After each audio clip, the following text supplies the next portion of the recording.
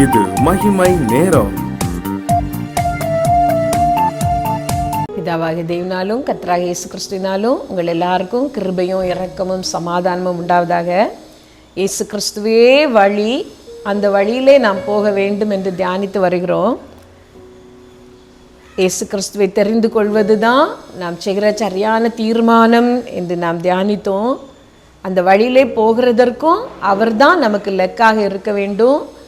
அந்த லெக்கை நாம் அடைவதற்கு பாவத்தையும் பாரத்தையும் தள்ளிவிட்டு நாம் ஓட வேண்டும் என்று தியானித்தோம். இந்த நாளிலே அந்த வழியிலே போகிறதற்கு நமக்கு ஒரு வழிகாட்டி,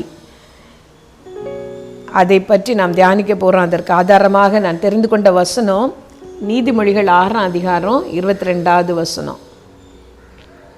நீ நடக்கும்போது அது உனக்கு வழிகாட்டும், நீ படுக்கும்போது அது உன்னை காப்பாற்றும், நீ விழிக்கும்போது அது உன்னோடே சம்பாஷிக்கும். ஆண்டோடைய வார்த்தை பற்றி வேதம் சொல்லுகிற ஒரு வசனம். ஆண்டோடைய வார்த்தை நாம் நடக்கும்போதும் அது நம்மோடு சம்பாஷிக்குமா, படுத்திருக்கும் போதும் அது நம்மோடு பேசுமா, நாம் விழிக்கும் போதும் அது நமக்கு ஆலோசனை தருமா, அது நமக்கு வழி காட்டும். இன்றைக்கு நாம் ஒரு இடத்திலிருந்து இன்னொரு இடத்திற்கு போக வேண்டுமானால் கூகுள் மேப்பில் போட்டு விட்டு போகிறோம். அதே போல் நமக்கு ஒரு வழிகாட்டி வேண்டும். கடைசி வரைக்கும் நாம் பாதை தவறாமல் வலது பக்கம் சாயாமல் இடது பக்கம் சாயாமல் நேர்வழியாக நாம் போக வேண்டும். பள்ளங்கள் வரும்பொழுது அதை நாம் தாண்ட வேண்டும், மேடுகள் வரும்பொழுது அதை நாம் ஏறி கடக்க வேண்டும். இதுதான் இந்த உலக வாழ்க்கையின் உலக பாதையின் நியதி. நாம் இடங்களினூடாக மேடுகளினூடாக பள்ளங்களினூடாக இடுக்கமான பாதைகளிலே நெருக்கமான வழிகளிலே நாம் போக வேண்டியது இருக்கிறது. ஆனால் இந்த வழிகளிலெல்லாம் நாம் போகும் பொழுது நமக்கு சரியான ஒரு வழிகாட்டி வேண்டும். அதுதான் ஆண்டோடைய வேத புத்தகம். அதை நாம் வாசித்து அதன்படி நாம் நடக்கும் பொழுது நாம் சரியான பாதையிலே போக முடியும். வேதத்தை புறக்கணித்து விட்டு நம்முடைய சுய ஞானத்தையோ மற்றவர்களின் ஆலோசனையையோ நாம் கேட்டு நடந்தோமானால் நம்முடைய வழிகளை நாம் தவற விடலாம். அந்த சரியான பாதை விட்டு வெகு தூரம் நாம் தள்ளியும் போய்விடலாம். அது நிமித்தம் நாம் தண்டனையையும் அடையலாம். ஏசாயா 42வது அதிகாரத்திலே ஒரு வசனம் இருக்கிறது, அதை நான் உங்களுக்கு வாசிக்கிறேன். ஏசாயா 42ஆம் அதிகாரம். இயேசு கிறிஸ்துவை ஒரு மீட்பராக, கட்டுண்டவர்களுக்கு விடுதலை தருகிற ஒரு கர்த்தராக ஏசாயா 42ஆம் அதிகாரத்தில் நான் பார்க்கிறோம். அதில் 24வது வசனம் இப்படி சொல்லுகிறது, யாக்கோபை சூறையிட்டு இஸ்ரவேலை கொள்ளைக்காரருக்கு ஒப்பு கொடுத்தவர் யார்? அவர்கள் பாவம் செய்து விரோதித்த கர்த்தர் அல்லவோ? அவருடைய வழிகளில் நடக்க மனதாயிராமலும் அவருடைய வேதத்துக்கு செவி கொடாமலும் போனார்களே. கர்த்தர் நம்மை கொள்ளைக்காரர் கையிலையும் சிறை இருக்கிறவர்கள் கையிலையும் சிறை பிடிக்கிறவர்கள் கையிலையும் நம்மை ஒப்பு கொடுத்து சிறை இருப்புக்கு உள்ளாக்குகிறாராம். அதற்கு காரணம் அவருடைய வேதத்தை நாம் கை கொள்ளாமல் போனதுனாலேயாம். கிறிஸ்டியானின் மோட்ச பிரயாணம் புஸ்தகத்தை நான் வாசித்து கொண்டிருந்தேன். அதிலே கிறிஸ்டியானும் அவரோடு கூட இன்னொருவர், திட நம்பிக்கை என்று நினைக்கிற இன்னொருவரும் சேர்ந்து அந்த உச்சித பட்டணத்திற்கு போகிற அந்த வழியாக அவர்கள் போய்கொண்டிருப்பார்கள். அவர்களுக்கு கொடுக்கப்பட்டிருந்த ஆலோசனை என்னவென்றால், அந்த இடுக்கமான வழியை விட்டு வலது பக்கம் இடது பக்கம் சாயக்கூடாது. ஒரு இடத்திலே அவர்கள் போகும்பொழுது அந்த பாதை 2ஆக பிரிகிறது. பக்கத்திலே வருகிற பாதை இந்த உச்சித பட்டணத்திற்கு போகிற பாதையோடு ஒட்டியே போய்கொண்டிருக்கிறது. அது ஆனால் எளிதாக இருக்கிறது. 2 பேரும் நினைக்கிறார்கள், இந்த வழி நமக்கு கடினமாக இருக்கிறது, எளிதான இந்த வழிக்குள் போனால் என்ன என்று உள்ளால் போகிறார்கள். போய் கொஞ்ச நேரத்திலே மழையும் இடியும் மின்னலும் வந்ததுனால அவர்களால் போக முடியவில்லை. பழைய வழிக்கும் திரும்ப வர முடியவில்லை. வழியிலே தூங்கி விடுகிறார்கள். விடியற் காலையிலே எழும்பி பார்த்தால் அந்த இடம் சொந்தமானது ஒரு ராட்சசனுக்கு என்று அந்த புஸ்தகத்திலே போடப்பட்டிருக்கிறது. அகோர பயங்கர ராட்சசன் என்று போடப்பட்டிருக்கிறது. அந்த ராட்சசன் இவர்களை பிடித்து ஒரு சிறைக்குள்ளால் வைக்கிறான். சிறைக்குள்ளால் வைத்து விட்டு ஒவ்வொரு நாளும் வந்து சொல்வான், நீங்கள் தற்கொலை செய்து செத்து விடுங்கள், நீங்கள் இருந்தால் இன்னும் சித்திரவதை அனுபவிப்பீர்கள், உங்களை நான் கஷ்டப்படுத்துவேன் என்று. அவனுக்கு உதவியாக ஒரு மனைவியும், கூச்சம் என்கிற ஒரு மனைவியும் இருக்கிறாள். 2 பேருமாக ஆலோசனை பண்ணி இந்த 2 பேரையும் பாடுபடுத்தி கொண்டிருந்தார்கள்.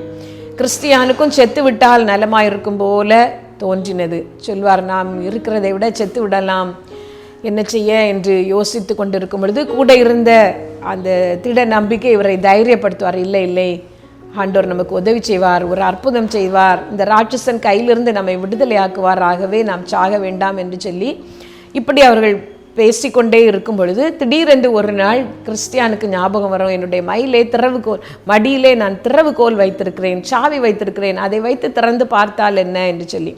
அந்த சாவி என்று குறிப்பிடப்பட்டது வேத வார்த்தைகள், வசனங்கள். இந்த வசனங்களை கொண்டு ஒவ்வொன்றாக ஒவ்வொரு கதவையும் திறந்து கடைசி கதவு வரைக்கும் திறந்து வெளியே வந்து விட்டார்கள்.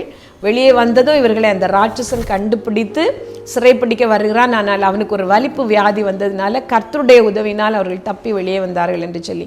இப்படி தான் இந்த உச்சித பட்டணத்திற்கு போக நாம் வழி நடக்கும் பொழுது, கர்த்தருடைய வழியை விட்டு விலகும் பொழுது, ஆண்டோருக்கு பிரியமில்லாததை நாம் செய்யும் பொழுது கர்த்தர் நம்மை சிறையிருப்புக்குள் ஒப்பு கொடுக்கிறார். அந்த சிறையிருப்பிலிருந்து நாம் வெளியே வரவும், நாம் தவறான பாதைகளிலே, நாம் போக வேண்டிய லக்கிற்கு புறம்பான பாதைகளிலே நாம் போய்விடும் பொழுதும் சரியான பாதையிலே வர நம்மை வழி நடத்துவது வேத புஸ்தகம்தான். இதுதான் நமக்கு வழிகாட்டி. வேதமே வெளிச்சம். சோர்ந்து போகிற நேரத்தில் அது நம்மை பலப்படுத்தும். நாம் வழி தெரியாமல் திகைத்து நிற்கும் பொழுது வழி இதுவே, இதிலே நடவுங்கள் என்று சொல்லுகிற சத்தத்தை அது கேட்க பண்ணும்.